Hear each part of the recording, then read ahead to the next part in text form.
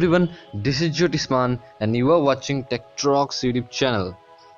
So today I will be showing you how to edit your photos professionally without losing its natural look. So first of all, you just need to install the Snapseed app from the Google Play Store.